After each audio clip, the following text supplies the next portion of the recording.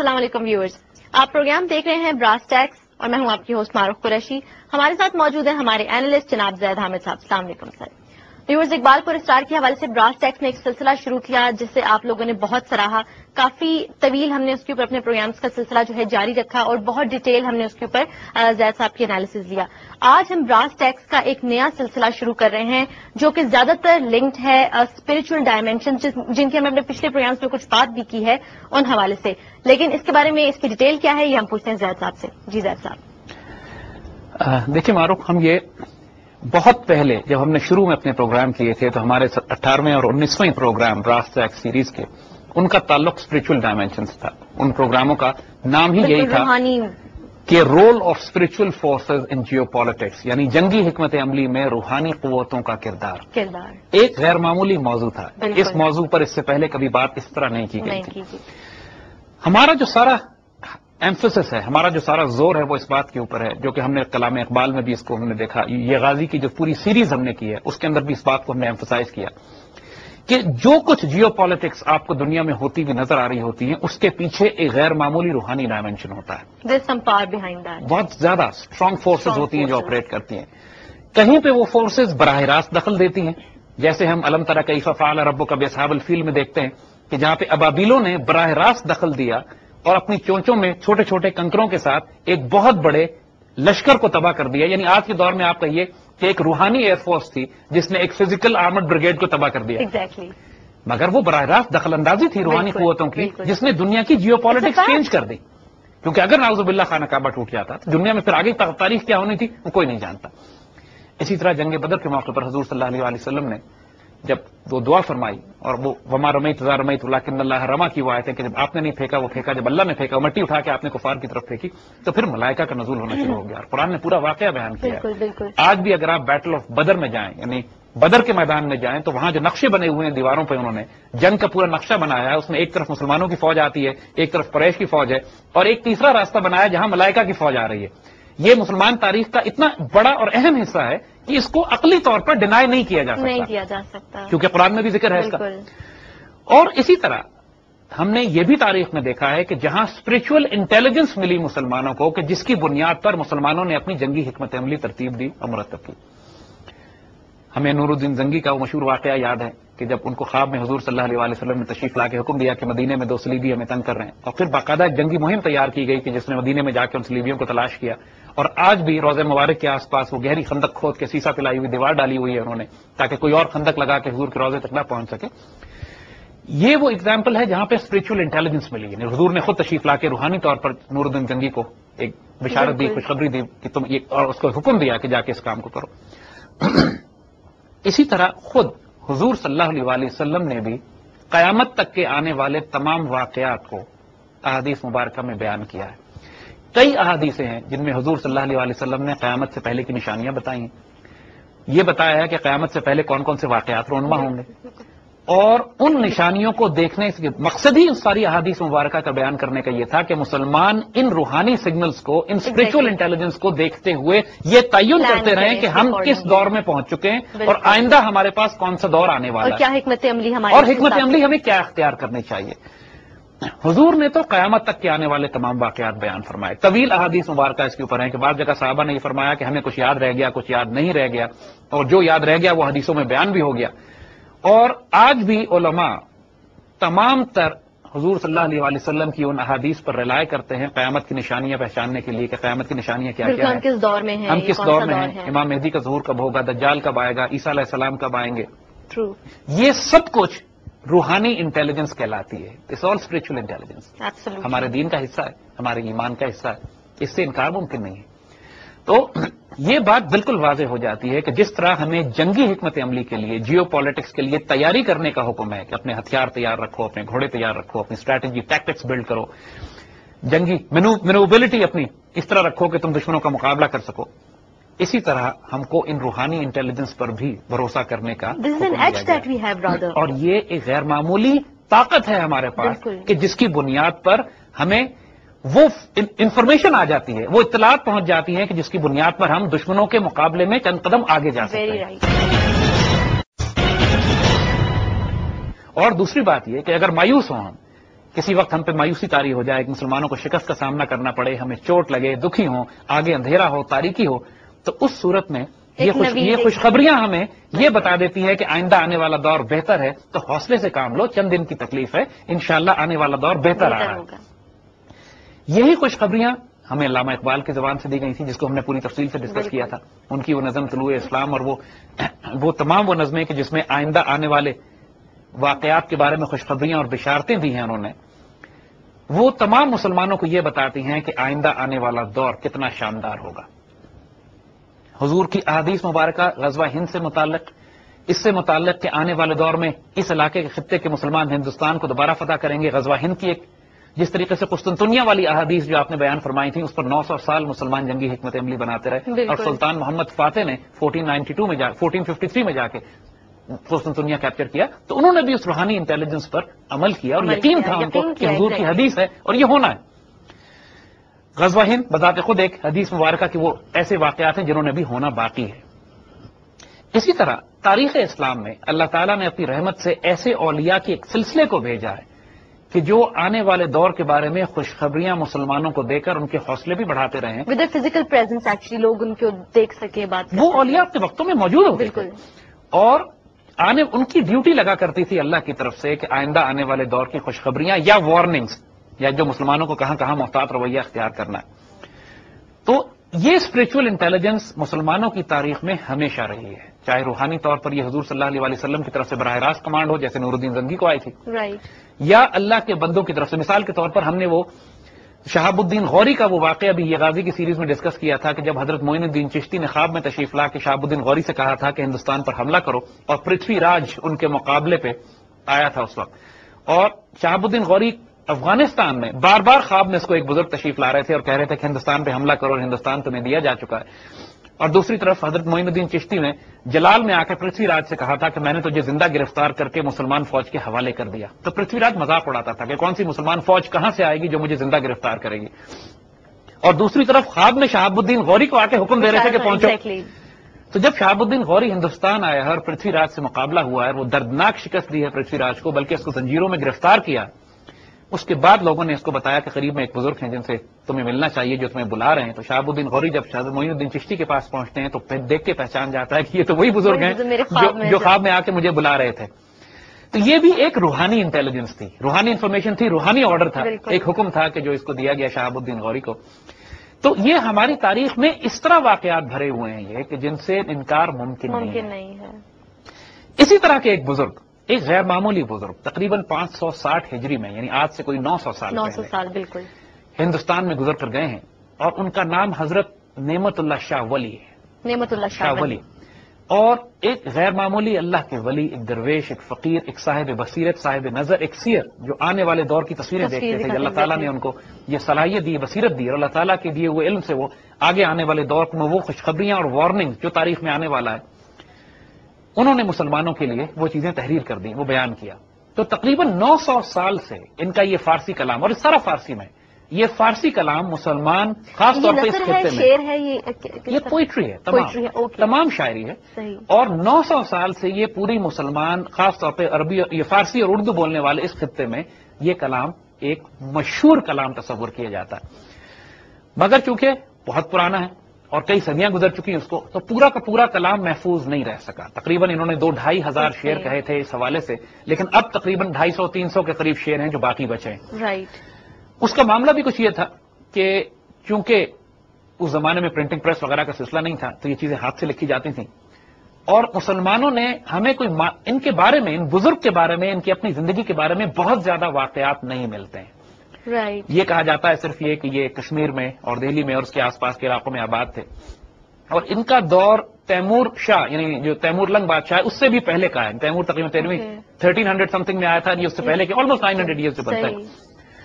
اور انہوں نے ہر صدی میں آنے والے بڑے بڑے واقعات کو اس تفصیل سے بیان کیا کہ یقین کیجئے کہ انسان فیسنیٹ ہو جاتا ہے, یقین نہیں آتا, ناممکنات میں سے لگتا ہے کہ how can it be possible. جو سب سے پہلا اس کا پبلشڈ نون ریکارڈڈ جو اس کا ڈاکومنٹ ہے وہ 1851 میں کلکتہ میں چھپا تھا. First world war, exactly not first world war, war of independence. 1857 کی جنگ آزادی سے بھی پہلے. اس وقت مغلوں کی حکومت اپنے آخری دموں پہ باقی تھی.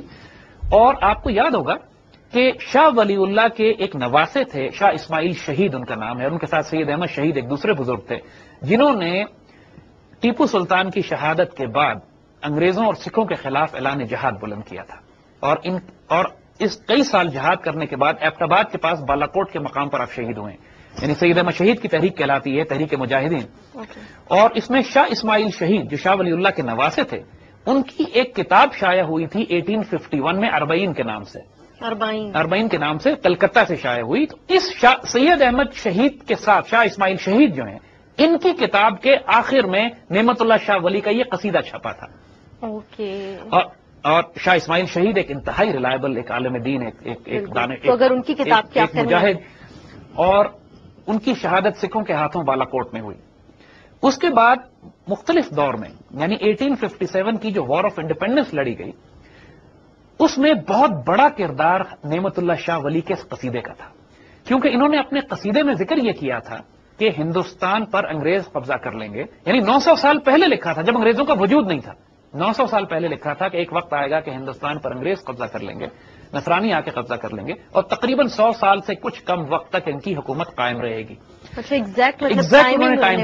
اچھا, چونکہ مسلمان یہ سمجھے کہ انگریزوں کا آمد, انگریزوں کی جو ہندوستان میں آمد ہے وہ 1757 سے شروع ہوتی ہے, یعنی 1757 بیٹل آف پلاسی میں جب سراج الدولہ کو شکست ہوئی.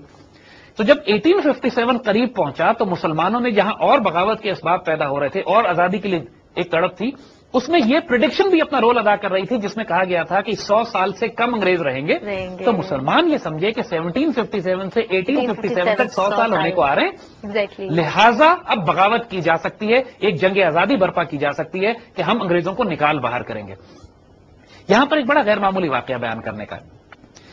اس جنگ آزادی میں کوئی 20-22 سال کے ایک نوجوان شامل تھے, عبد المعبود صاحب ان کا نام تھا. عبد المعبود صاحب جب اس جنگ آزادی میں شریک ہوئے اور مسلمانوں کو شکست ہوئی, تو ان کے پاس ایک بزرگ آئے اور انہوں نے کہا کہ تم جس آزادی کو یہ سمجھے تھے کہ تمہیں 1857 میں ملے گی, یہ تمہیں 90 سال کے بعد نصیب ہوگی. انگریزوں کے دور کا آغاز 1757 سے نہیں ہے, 1857 سے. انٹرپریٹیشن میں غلطی ہوئی. اور اللہ کا کرنا یہ ہوا کہ عبد المعبود صاحب پاکستان بننے تک زندہ رہے. ان کی عمر کوئی 110-115 سال تھی اس وقت. اس کے بعد ایک عجیب و غریب معجزہ ہوا کہ مزید 40 برس زندہ رہے, اور 162 سال کی عمر میں عبد المعبود صاحب کا انتقال ہوا. اور انہوں نے یہ سارے واقعات جو 1857 سے لے کر جب تک ان کا انتقال ہوتا ہے 1980 وغیرہ کے آس پاس تک, انہوں نے یہ سارے واقعات دیکھے بھی اور وہ چشمدید گواہ بھی ان کے. اور آج عبد المعبود صاحب کی قبر اسلام آباد کے قبرستان میں, جو اسلام آباد میں جو قبرستان ہے H8 کا, اس میں آپ داخل ہوں تو لیفٹ پہ قدرت اللہ شہاب کی قبر ہے, اور قدرت اللہ شہاب کی قبر کے پیچھے عبد المعبود صاحب دفن ہے, اور ان کی قبر پہ کتبہ بھی لگا ہوا ہے, ایک عمر 162 سال. اور یہ چیز ڈاکومنٹڈ ہے, ممتاز مفتی نے الکھ نگری میں بھی اس کا ذکر کیا, اور کئی بزرگوں نے اپنی کتابوں میں, اور خاصے پاکستان کے بڑے بڑے علماء اور اسکالرز اور دانشور عبد المعبود صاحب کو جانتے تھے. تو وہاں پر بھی جو عبد المعبود صاحب نے جو واقعات لوگوں کو بتایا تھا, اس میں یہی کہ قصیدہ نعمت اللہ شاہ ولی جو ہیں, انہوں نے بہت بڑا کردار ادا کیا تھا اس جنگ آزادی میں جو 1857 میں مسلمانوں نے برپا کی. ہندوستان میں جتنی بھی کتابیں چھپی ہیں اس کے بعد 1857 کی وار آف انڈیپینڈنس کی تاریخ لکھتے ہوئے, اس میں بھی اس قصیدے کا تفصیلی ذکر کیا گیا. مطلب relative work has been done. جی, خاصا کام اس پہ ہوا. دوسرا یہ کہ اسکالرلی سرکلز میں, ایسے حلقوں میں کہ جہاں پر علمی اور تاریخی کتابوں پر کام کیا جاتا ہے, مثال کے طور پر ہمارے پاس بھی کہ 2-3 نسخے اس کے رکھے ہوئے ہیں کہ جو ہم نے مختلف ہم نے جگہوں سے حاصل کیے ہیں. ایک یہ کتاب ہے کہ یہ ایم ایچ سرور نظامی صاحب نے ترجمہ کیا ہے, میاں علی حسن جالندھری صاحب نے چھپوائی ہے, اور اس میں وہ لکھ رہے ہیں کہ 800 سال پرانی پیشن گوئی ہے, یعنی تقریباً 100 سال پرانی کتاب ہے. یہ 100 سال پرانی چھپی ہوئی کتاب ہے جس کی کاپی ہمارے پاس ملی ہے. اور یہ ہم تھوڑا سا یہاں پڑھ کے سنانا چاہیں گے کہ تاج قطب خانہ قصہ خانی بازار پشاور کی یہ چھپا ہوا یہ ایک نسخہ ہمارے پاس آیا ہے, جس میں وہ یہ لکھتے ہیں کہ, اور یہ شاید 92 کا چھپا ہوا ہے, 1992 میں. تو اس میں وہ ذکر کرتے ہیں کہ پروفیسر مولانا عبد الرحیم لائبریرین اسلامیہ کالج پشاور نے حضرت نعمت اللہ شاہ ولی کی تصانیف کی تعداد 500 تک بتائی ہے. یعنی اتنے بڑے عالم تھے کہ 500 قریباً انہوں نے کتابیں چھاپی ہیں. اور دوسرا یہ کہ موجودہ قصیدے کا ایک قلمی نسخہ، یعنی جن صاحب نے یہ کتاب چھاپی ہے وہ یہ کہہ رہے ہیں کہ موجودہ قصیدے کا ایک قلمی نسخہ ہم کو مولانا سعید الدین شیرکوٹی مالک مفید عام دواخانہ پشاور کے ذاتی کتب خانے سے حاصل ہوا، جو ان کے ایک عزیز شیخ نظام الدین شیرکوٹی نے 1948 میں خوش خط لکھ کر مولانا کو تحفے میں دیا تھا۔ اور سب سے پہلے یہ قصیدہ شاہ اسماعیل شہید کی کتاب 40 کے آخر میں چھپا۔ یہ کتاب مصری گنج کلکتہ سے 21 نومبر 1851 کو چھاپی گئی تھی۔ 1857 میں پہلی مرتبہ سید احمد شہید شاہ اسماعیل شہید کی کتاب کے آخر میں یہ چھاپا گیا تھا۔ اچھا، جو 1851 کی کتاب چھپی ہے اس کے آخر میں یہ لکھا ہوا ہے کہ اس کتاب میں حضرت نعمت اللہ شاہ ولی کے بارے میں لکھا ہے کہ حضرت نعمت اللہ شاہ ولی صاحب باطن اور ہندوستان کے اولیاء کاملین میں سے تھے۔ آپ کا وطن دہلی کے اطراف میں ہے۔ آپ کے دیوان سے آپ کا زمانہ 560 ہجری کے آس پاس معلوم ہوتا ہے۔ اس دیوان میں قصیدے کے اشعار کی ہندوستان میں بہت شہرت ہے۔ چونکہ ان اشعار میں امام مہدی کے احوال مذکور ہیں، اس لیے اس کو زیور طبع سے آراستہ کیا گیا ہے اور تاریخ 1851 کی پڑی ہوئی ہے اس کے اوپر۔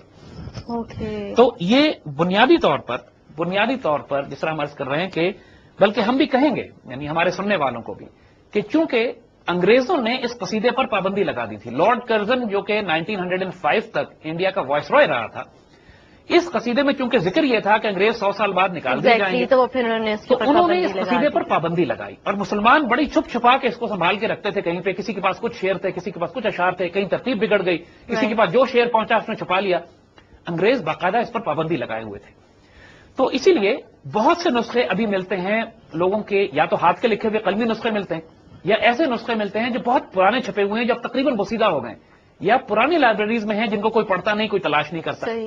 تو ہم بھی اپنے سننے والوں سے کہیں گے، ان دا سب کانٹیننٹ ظاہر ہے کیونکہ فارسی اور انڈیا کا تعلق یہی ہے، تو ہم بھی اپنے سننے والوں سے کہیں گے کہ اگر کسی کے پاس نعمت اللہ شاہ ولی کا کوئی پرانا نسخہ پڑا ہوا ہو تو ہمیں اس کی کاپی ضرور ارسال کیجیے۔ ہم مزید اس پہ تحقیق کرنا چاہتے ہیں کیونکہ ہمارے پاس بھی 200-250 شعر پہنچے ہیں اور ان کے ویسے 2000 سے زائد شعر ہیں، اس پر مزید کام کرنے کی ضرورت ہے۔ لیکن جو کچھ ہم نے اس ریسرچ میں دیکھا ہے، جو کچھ اشعار ہمارے سامنے آئے ہیں، وہ اتنے حیرت انگیز ہیں کہ عقل دنگ رہ جاتی ہے، اور یہ اتنا بڑا اسپرچل انٹیلیجنس کا خزانہ ہے کہ اگر مسلمانوں نے اس سے فائدہ نہ اٹھایا تو ہم بڑا نقصان اٹھائیں گے۔ اس سے ہمیں امید بھی ملتی ہے، آنے والے دور کے لیے ہمیں اسٹریٹجیز اور ٹیکٹکس بنانے میں بھی مدد ملتی ہے، اور خوشخبری بھی ملتی ہے کہ آنے والا دور کیا آنے والا ہے۔ یہ جو پاکستان کے بارے میں آج شکوک و شبہات کا اظہار کیا جا رہا ہے، ہمیں یہ بتایا گیا تھا کہ 1971 میں جب پاکستان ٹوٹا، کیونکہ نعمت اللہ شاہ ولی کے قصیدے میں پاکستان ٹوٹنے کا ذکر بھی ہے، یعنی لوگوں کو یہ یقین نہیں آئے گا یہ بات، پاکستان بننے کا ذکر بھی ہے، پاکستان ٹوٹنے کا ذکر بھی ہے، اور اس کے بعد پاکستان کے عروج کی داستان بھی ہے۔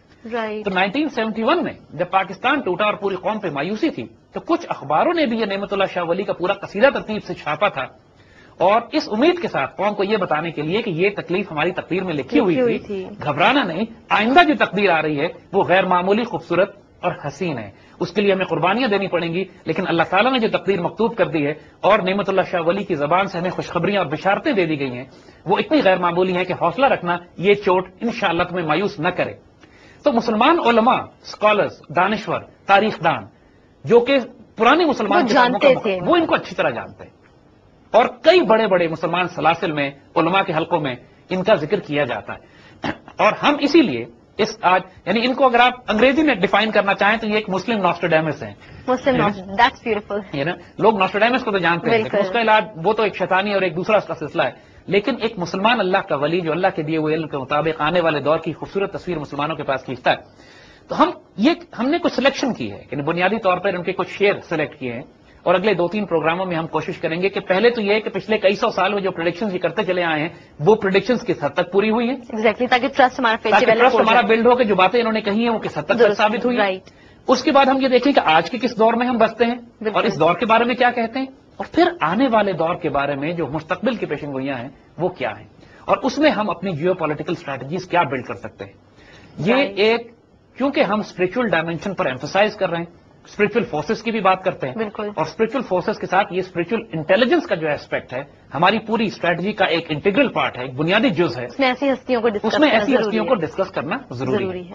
تو ہم اس لیے یہ بیک گراؤنڈ کے ساتھ آج ہم نعمت اللہ شاہ ولی کی پورے پروگرام کا انشاءاللہ آغاز کرتے ہیں، جہاں تک 2 یا 3 جتنے بھی پروگرام ہوئے ہم اس کو تفصیل سے ڈسکس کریں گے، اور ان دا مین ٹائم ہم ایک دفعہ پھر اپنے سننے والوں سے کہتے ہیں کہ اگر حضرت نعمت اللہ شاہ ولی کے کوئی پرانا آپ کے پاس ان کا کوئی قصیدہ لکھا ہوا کوئی کاپی ایسی پڑی ہمارے ساتھ شیئر کریں تو ہمارے ساتھ ضرور شیئر کیجئے، کیونکہ ہم مزید اس پر کام کرنا چاہتے ہیں. بالکل جی. اچھا زید صاحب، یہ تو آپ نے سارا اس کو جتنا بھی اب بریف بیک گراؤنڈ آپ نے بتا دیا. اب تھوڑا سا ان کتابوں کی روشنی میں بتائیے کہ انہوں نے آنے والے دور میں کیا پریڈکشنز جو ہیں وہ کی ہیں. پہلے تو ہم ماضی کی طرف جائیں گے. رائٹ. آنے والا دور تو بعد میں آئے گا. صحیح. یہ دیکھتے ہیں کہ ماضی میں اپنے دور سے کے بعد، یعنی یہ تقریباً 900 سال پہلے گزرے جیسے ہم نے عرض کیا، تو انہوں نے اپنے بعد والے دور کی جو پریڈکشنز کی ہیں جس سیکوینس میں کچھ اشعار ہم لے لیتے ہیں تاکہ ہمیں اندازہ ہو جائے. صاحب یہ وہی اشعار ہیں جو ہمارے پاس موجود ہیں، ایز ان کے ممکن ہے کہ اور بھی بہت ساری پریڈکشنز ہوں، لیکن چونکہ دیکھیے ان کا کلام فارسی میں ہے، یہ اتنی گہری فارسی ہے کہ اس کی نقل تیار کرنا یا جعلی شعر تیار کرنا پاسبل ہی نہیں ہے. یہ بہت ہائی کیلیبر پرشین ہے، بہت گہری زبان ہے. اور جس قسم کی زبان ہے جو فارسی دان ہے وہ دیکھ کے سمجھ جائیں گے کہ یہ کئی سو سال پرانی زبان ہے اور اس پر کام ہوا ہوا ہے، گہری ہے. اور ہم کچھ شعر شروع کرتے ہیں اس کے بنیادی طور پر ہم نے سب کے ترجمے کر لیے ہیں. جہاں جہاں ضرورت ہوگی چند شعر فارسی کے پڑھ دیں گے، لیکن فارسی شعروں کو ہم نے لکھا ہوا ضرور ہے یہاں پر. Right sir please. کہ راست گوئم بادشاہ در جہاں پیدا شود، نام ہے وہ تیمور شاہ صاحب قراں پیدا شود. یہ کہتے ہیں کہ میں سچ کہتا ہوں کہ دنیا میں ایک بادشاہ پیدا ہوگا، اس کا نام تیمور شاہ ہوگا. اب یہ تقریباً تیمور شاہ جو ہے 1398 میں اس نے دہلی کیپچر کیا تھا. اور نام بھی بتا دیا باقاعدہ نام کے ساتھ کہ تیمور شاہ پیدا ہوگا اور اس کا یہ نام ہوگا اور وہ یہ کام کرے گا. اور 1398 میں تیمور اس طرف ہندوستان پاکستان والے خطوں میں آیا تھا اور اس نے ہندوستان کیپچر کیا تھا. اب ظاہر ہے جب تیمور کا یہ ذکر کر رہے ہیں جو 1398 میں ہے تو ان کا زمانہ ظاہر ہے اس سے پہلے ہوگا. یعنی 1100 سم تھنگ. اور وہ جو 560 ہجری کا ہم نے آس پاس ذکر کیا وہ تقریباً 952 وغیرہ کے آس پاس کا پیریڈ.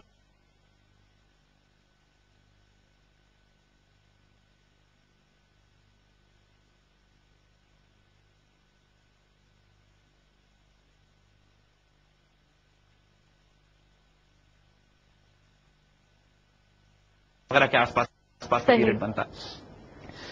اس کے بعد وہ ذکر کرتے ہیں شاہ بابر بعد ازاں در ملک کابل بادشاہ پس بدہلی والی ہندوستان پیدا شود.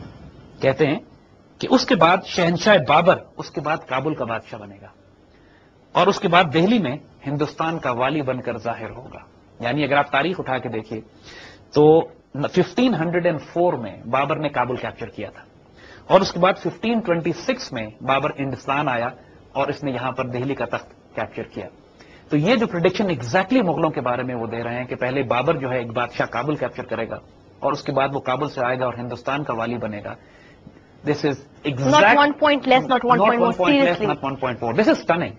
یہ غیر معمولی ہے. یعنی اتنا اسٹننگ ہے کہ actually for a second you go into a state of disbelief. اور مجھے جو چیز پسند اس میں یہ کتنے ٹو دا پوائنٹ ایگزیکٹ وہ آپ کو پریڈکشنز دے رہے ہیں. اور اتنی ایگزیکٹ ہے کہ دیر از نو ریزن کہ ہم اقبال کی شاعری میں وہ تھوڑا سا اور بھی چیز گھما پھرا کے بات کرتے ہیں لیکن یہ تو کھل کے بات. کیونکہ دیکھیے اپنی شاعری کے حوالے سے جو ایک بات وہ یہ کہتے ہیں، یعنی ایک بڑا جو غیر معمولی ان کا ایک اسپیکٹ ہے، ہم تھوڑا سا آپ کو ایک شعر پڑھ کے سناتے ہیں کہ اپنی تمام شاعری کرنے کے بعد جو انہوں نے تمام شاعری اپنی کی، اپنی تمام پوئٹری کرنے کے بعد ساری پروڈکشن سے بتانے کے بعد آخری شعر وہ یہ کہتے ہیں، اپنا آخری لاسٹ شعر وہ یہ کہتے ہیں جو ان کو پہلے پڑھ کے سنا دیتے ہیں تاکہ آپ کو اندازہ ہو کہ یہ کر کیا رہے ہیں. ختم ہو تو آخری شعر میں وہ کہتے ہیں کہ خاموش باش نعمت اسرار حق مکن فاش در سال کن تو کنزن باشد چنی بیانہ.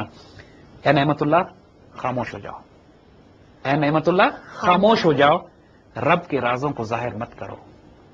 548 ہجری میں ان واقعات کو بیان کر رہا ہوں. یعنی سارے راز بیان کرنے کے بعد کہتے ہیں کہ یار چپ ہو جاؤ، رب کے راز کیوں کھول رہے ہو. اور ساری باتیں کرنے کے بعد، اور یہ جو کوئی بھی اس مزاج کو، اس لینگویج کو جانتا ہے، یہ بنائی بھی نہیں ہے، یہ اسٹننگ ہے. علامہ اقبال نے بھی جب اسی طریقے سے بات کی تھی تو کہا تھا اپنے بارے میں کہ فرشتوں نے شکایت کی ہے اللہ تعالیٰ سے کہ یہ وقت سے پہلے کہیں قیامت نہ برپا کر دے. اور اے دل بھری محفل میں یہ ولی اللہ ہے، یہ ولی اللہ ہے، کوئی شبہ نہیں. اور یہ مسلمان تمام دانشور اور اسکالر ان کو اللہ کا ولی مانتے ہیں. حضرت شاہ اسماعیل شہید ایک ریکگنائز شاہ ولی اللہ کے نواسے ہیں جنہوں نے اپنی کتاب میں یہ قصیدہ ذکر کیا، تو اس کے بعد تو ڈاؤٹ کی کوئی گنجائش نہیں رہ جاتی. بالکل. تو پھر جو پریڈکشنز ہیں بتاتے خود پلیز. بابر بادشاہ کا ذکر انہوں نے کیا. بالکل. بابر کے بعد کہتے ہیں کہ از سکندر چون رسد نوبت بہ ابراہیم شاہ این یقین دا فتنہ در ملک آں پیدا شود. کہ اس کے بعد نوبت پہنچے گی ابراہیم شاہ تک، لیکن اس کے دور میں بہت بڑا فتنہ ملک میں پیدا ہوگا. ابراہیم لودھی یاد کیجیے گا، ایک بادشاہ تھا جس کو بابر نے پانی پت کے میدان میں شکست دی. ابراہیم لودھی جو ہے وہ ایک بادشاہ تھا جو دہلی کے تخت پہ تھا اور بڑا فتنہ اور فساد اس کے دور میں ہندوستان میں تھا، کیوس اور انارکی تھی. جبھی تو بابر بادشاہ جب کابل سے آیا اور اس نے اس کو پانی پت کے میدان میں شکست دے کے اور ابراہیم لودھی بابر کے ہاتھوں مارا گیا ہے. وہ تاریخی واقعات کہ جب بابر نے جنگ سے پہلے شراب کے سارے برتن توڑ ڈالے اور اللہ سے توبہ کی اور کہا کہ مجھے میدان جنگ میں اگر فتح ہوگی تو آئندہ کبھی میں ہاتھ نہیں لگاؤں گا. تو اس نے توبہ کی اور اللہ نے اس کو فتح دی اور دہلی اس کے پاس آیا. تو یہ واقعہ بھی ابراہیم لودھی کے مرنے کا اور اس کے زمانے میں فتنے پیدا ہونے کا انہوں نے اس کے بعد ذکر کیا. اب یہ فارسی کا شعر ہم درگزر کر رہے ہیں اور اردو کے ترجمے ہم سنا رہے ہیں. بالکل. کہ پھر وہ کہتے ہیں کہ پھر ذات باری کی طرف سے بادشاہت ہمایوں تک پہنچے گی اور اس دوران قدرت کی طرف سے ایک افغان ظاہر ہوگا. اب دیکھیے بابر کے بعد اس کا بیٹا ہمایوں بادشاہ بنا تھا. بالکل. لیکن ہمایوں کے بارے میں یہ بھی آپ تاریخ میں جانتے ہیں کہ اس کو اپنا تخت چھوڑ کر ایران بھاگنا پڑا تھا کیونکہ یہ شیر شاہ سوری ایک افغان پٹھان جو تھا اس نے آ کر اس کی حکومت پر قبضہ کر لیا تھا. اور یہ راولپنڈی سے کچھ فاصلے پر روہتاس کا جو قلعہ ہے وہ شیر شاہ سوری کا بنایا ہوا ہے جو گرینڈ ٹرنک روڈ ہے یہاں سے لے کے کلکتے تک، راولپنڈی سے کلکتے تک جو سڑک بنی ہوئی ہے وہ جی ٹی روڈ جسے کہتے ہیں جو آج بھی جی ٹی روڈ کہلاتی ہے، وہ یہ شیر شاہ سوری کی بنائی ہوئی ہے. He was a good administrator, he was a good manager. اور حالانکہ 4-5 سال اس نے ہندوستان پہ حکومت کی لیکن جو سڑکیں بنائیں، جو قلعے بنائے، اور وہ اس کا آنا ہمایوں کے دور میں اور ہمایوں کو تخت سے ہٹا کر ایران روانہ کر دینا، یہ پورا واقعہ انہوں نے لکھا ہے کہ بعض نوبت از ہمایوں میں رسید از الجلال ہم دراں افغان یا کہ از آسماں پیدا شود، کہ ہمایوں تک بات پہنچے گی لیکن اس کے زمانے میں ایک افغان پیدا ہوگا جو ایک اللہ کی طرف سے بھیجا جائے گا. اور پھر پورا انہوں نے فارسی کا ایک لمبا کلام لکھا ہے ہمایوں کے حوالے سے خاص طور پر کہ ہمایوں بادشاہ کو حادثہ پیش آئے گا. شیرشاہ اس کا نام ہوگا، یعنی شیر شاہ سوری جو ہے باقاعدہ نام دیا ہے اس کا، وہ دنیا میں ظاہر ہوگا. ہمایوں ایران چلا جائے گا اور وہاں سے مدد لے گا، پھر اس کے بعد وہاں سے واپس آئے گا، ہندوستان پر لشکر کشی کرے گا، حملہ کرے گا، شیرشاہ مر جائے گا، اس کا بیٹا تخت پہ آئے گا لیکن ہمایوں اس کو شکست دے گا. یعنی ایگزیکٹ ٹو دا پوائنٹ یہ فارسی کے اشعار میں یہ پورے واقعات بیان کیے گئے ہیں. اور 1539 میں شیر شاہ سوری نے ہمایوں کو شکست دی تھی لیکن شیر شاہ کے انتقال کے بعد اس کا جلال خان آیا لیکن ہمایوں نے اس کو شکست دی. ایونٹ بائی ایونٹ ڈیٹیلز ہیں and this is staggering, this is stunning. اور یہ مغلوں کے دور حکومت کی بات ہو رہی ہے، ابھی بابر کے بعد ہمایوں اور ہمایوں کے بعد شیر شاہ سوری اور شیر شاہ سوری کے بعد. اور پھر اس کے بعد کہتے ہیں کہ اس طرح ہمایوں بادشاہ ہندوستان پر قبضہ کر لے گا، اس کے بعد اکبر ملک میں بادشاہ بنے گا. اکبر بادشاہ ہمایوں کے بعد جو آیا تھا اور اکبر نے 1556 سے 1605 تک ہندوستان پر حکومت کی. تو اکبر کا پورا ذکر، پورا شعر ہے ان کا کہ پس ہمایوں بادشاہ برہم قابض شود بعد ازاں اکبر شاہ کشورستان پیدا شود، یعنی ہمایوں کے بعد جب ہمایوں قبضہ کر لے گا پھر اکبر اس کی جگہ بادشاہ بنے گا. اور اس کے بعد انہوں نے کہا کہ اس کے بعد جہانگیر تخت پہ جلوہ افروز ہوگا. یعنی جو ایگزیکٹ مغل بادشاہوں کا سیکوینس ہے اس کو ایک ایک کر کے بیان کیا جا رہا ہے کہ جہانگیر آئے گا اور وہ بہت بڑا بادشاہ کے طور پر اپنا عروج کرے گا. 1605 سے 1627 تک جہانگیر نے ہندوستان پر حکومت کی اور بڑی شاندار حکومت کی، بڑی سلطنتیں، بڑی عمارتیں بنائیں اور بڑا اس کا ماشاءاللہ نام تھا. تو اب یہ سارا سیکوینس یہ اتنا غیر معمولی ہے to be honest we would سے کہ ناقابل یقین لگتا ہے. بالکل صحیح. لیکن یہ چیزیں ڈاکومنٹڈ ہیں، کتابوں میں لکھی ہوئی ہیں بالکل، اور پرانی کتابوں میں لکھی ہوئی ہیں اور لوگوں نے کام کیا اس کے اوپر، اوتھینٹک آتھرز ہیں لوگ. وہ واقعات جن کا تعلق پاکستان کے قیام اور پاکستان کے بعد والے واقعات سے ہے وہ ان کتابوں میں لکھے ہوئے ہیں جو 1851 یا 1860 یا 1920 میں چھپی ہوئی ہیں. بالکل بالکل. اور وہ نسخے بھی لوگوں کے پاس ہیں لیکن ہم وہی بات ہم پھر کہہ رہے ہیں کہ اگر کسی کے پاس ایسے پرانے نسخے ہوں جس میں اور مزید اشعار ہوں تو ہمیں بھیجیے، ہم اس پہ مزید کام کرنا چاہتے ہیں. بالکل ایبسلیوٹلی. پھر اس کے بعد ذکر کرتے ہیں کہ جب وہ انتقال کر جائے گا تو اس کے بعد شاہ جہان ظاہر ہوگا، یعنی بادشاہ شاہ جہان کی حکومت ہوگی. اور اس کے بعد شاہ جہان جو ہے وہ تقریباً کچھ سال حکومت کرے گا. اس کے بعد اس کے سامنے اس کا بیٹا جلوہ افروز ہوگا، یعنی وہ بھی ایک سیکوینس ہے اس کے بعد. اور اس کے عہد میں فتنہ فساد ہوگا اور ملک کی حالت بہت خراب ہو جائے گی. اور اس کے بعد کچھ اور بادشاہ، انہیں باقاعدہ یہ اشعار میں ایک ایک کر کے سیکوینس دے رہے ہیں کہ اس کے بعد ایک بادشاہ ہوگا، اس کا نام معظم ہوگا، اس کے بعد وہ ظاہر ہوگا تو اس کے بعد اس کا بیٹا آئے گا، اس کی جگہ پہ ظاہر ہوگا فرخزیار. اس کے بعد محمد شاہ آئے گا، اس کا ذکر ہے. پھر نادر شاہ کا ذکر ہے. دیکھیں نادر خان افغانستان سے آ کے، ایران افغانستان سے آ کے اس نے دہلی میں بہت تباہی مچائی تھی. نادر آئد ازیرا میں ستان تخت ہند قتل دہلی پس بزور تیغ عام پیدا شود. نادر شاہ ایران سے آئے گا، ہندوستان کا تخت چھین لے گا اور اہل دلی کا قتل کرے گا اور تلوار کے زور سے بڑا فساد برپا کرے گا. اور 1739 میں نادر شاہ نے دلی پہ حملہ کیا تھا اور بہت سخت تخت و تاراج دہلی کو غارت ہوا نادر شاہ کی ہم نے ہسٹورک ایونٹ ہے یہ سارا, اور باقاعدہ نادر شاہ کا ذکر کہ وہ ایران سے آئے گا اور ساری تباہی مچائے گا, اس کو اپنے پورے شعر میں ایگزیکٹ انہوں نے سیکوینشل ہسٹری کے سیکوینس میں پورے ورلڈ کو اوور ویو لے رہے ہیں, صرف سب کانٹینٹ پورے ورلڈ کا ایگزیکٹلی. اس کے بعد انہوں نے اور ذکر کیا کچھ اور بادشاہ آئیں گے, اور اب یہاں پہ ایک بڑا انٹرسٹنگ, کیونکہ شعر جیسے ہم نے عرض کیا نا کہ مختلف جگہوں پہ آگے پیچھے ہو گئے, ترتیب کا تھوڑا ایشو ہے لیکن واقعات ایگزیکٹ. بالکل بالکل. پھر کہتے ہیں بابا گرو نانک جنہوں نے سکھ مذہب قائم کیا تھا ان کے بارے میں کہتے ہیں, اور بابا گرو نانک 1469 سے پیدا ہوئے, 1539 میں ان کا انتقال ہوا تھا. ان کے بارے میں ایک شعر ہے, وہ یہ کہتے ہیں کہ نام او نانک بود آرت جہاں باد رجوع گرم بازار فقیر بیکراں پیدا شود, یعنی اس کا نام نانک ہوگا, دنیا اس کی طرف رجوع کرے گی, بہت زبردست فقیر ہوگا, یعنی اس کا چرچا بہت ہوگا. یعنی بابا گرو نانک واقعی ایک فقیر تھے, درویش تھے, ایک اچھے آدمی تھے جو پیدا ہوئے, جنہوں نے سکھ مذہب کی بنیاد رکھی. اور اگلا شعر وہ یہ کہتے ہیں کہ درمیان ملک پنجاب شود شہرت تمام قوم سکھائش مرید او پیر یہاں پیدا شود. ملک پنجاب کے درمیانی حصے میں ان کی بڑی شہرت ہوگی. ملک پنجاب کا درمیانی حصہ خالستان میں سکھوں کا یہ سارا علاقہ جو ہے, اور سکھ قوم ان کی مرید ہوگی اور وہ ان کا پیر ہوگا. یعنی سکھ قوم کے بارے میں نام لے کے باقاعدہ سکھوں کا اور گرو نانک کا نام لے کر کے وہ پیدا ہوں گے اور بڑے فقیر ہوں گے اور سکھ ان کو فالو کرے گی. اور اس کے بعد وہ کہتے ہیں کہ سکھ قوم مسلمانوں پر بہت ظلم و ستم کرے گی اور یہ ظلم اور بدعت 40 سال میں ظاہر ہوگا, یعنی بہت عرصے تک اس کے بعد یہ سکھ مسلمانوں پر ظلم کرتے رہیں گے. اور آنے والے واقعات میں تاریخ گواہ اس بات کی, پاکستان بننے تک ایون سے پہلے سید احمد شہید اور شاہ اسماعیل شہید کی جو تحریک جس کا ہم نے پہلے ذکر کیا تھا وہ سکھوں کے خلاف تھی, اور انہوں نے سکھوں ہی سے لڑتے ہوئے بالا کوٹ میں جو شہادت ہوئی ہے سکھوں کے ہاتھوں ہوئی ہے, اور سکھوں کی حکومت پشاور تک قائم ہو گئی تھی. یعنی پشاور سے لے کر لاہور تک, لاہور ان کا کیپٹل ان کا لاہور تھا, اور لاہور سے لے کے eastern Punjab western Punjab frontier Peshawar تک سکھوں نے حکومت قائم کر لی تھی, مسلمانوں پر بڑے شدید ظلم کیا کرتے تھے. تو یہ پورا واقعہ کہ سکھ قوم جو فالو کرے گی بابا گرو نانک کو, وہ اٹھے گی, وہ مسلمانوں پر بڑے ظلم و ستم ڈھائے گی. تو آج ہم اس معاملے کو یہاں تک سکھوں تک روکتے ہیں, اور آئندہ آنے والے پروگراموں میں ہم انشاءاللہ انہی اشعار کو لے کر آگے چلیں گے. ایگزیکٹ اس کو ہسٹوریکل میپنگ کریں گے کہ جو ہسٹری میں یہ واقعہ ہوا ہے یا نہیں ہوا, اور پھر اس کی ڈائمینشنز کیا ہیں, اور پھر اس طرح آج کے دور تک پہنچتے ہوئے آئندہ مستقبل کی ہم نے پریڈکشنز کرنی ہے. یہ ایک غیر معمولی سبجیکٹ ضرور ہے, but we would like to discuss this, اور انشاءاللہ آنے والے پروگراموں میں اس پر مزید بات کریں گے. بہت شکریہ زید صاحب. And in the main time اگر کچھ لوگ ہمارے ساتھ شیئر کرتے ہیں تو that will also become a part of our session. Thank you sir. Viewers, آج آپ نے ملاحظہ کہ ہم نے جو ایک نیا سلسلہ شروع کیا ہے نعمت اللہ شاہ ولی کے حوالے سے, اس کی آج پہلی ایپیسوڈ تھی براس ٹیکس میں. آئی جسٹ کانٹ ویٹ کہ آگے ایپیسوڈز میں کیا ہونے والا ہے, بیکاز اگر جو ہم نے پاسٹ کے جو زید صاحب نے واقعات سنائے ہیں ان کے اوپر اگر ڈیفینیٹلی وہ سب فیکچوئل ہیں اور سب ڈاکیومنٹڈ ہیں, ان کو دیکھ کے لگتا ہے کہ اگر فیوچر کی جو پریڈکشنز ہیں وہ ہم جانیں, وہ ہم سنیں, اور وہ ہم دیکھ سکیں کہ آنے والے دور میں کیا ہوگا, تو that's going to be very amazing. I hope کہ براس ٹیکس کی آگے آنے والی جو ایپیسوڈ ہوں گی وہ آپ سب کے لیے بہت دلچسپی کا باعث ہوں گی. تب تک اپنا خیال رکھیے گا. اللہ حافظ.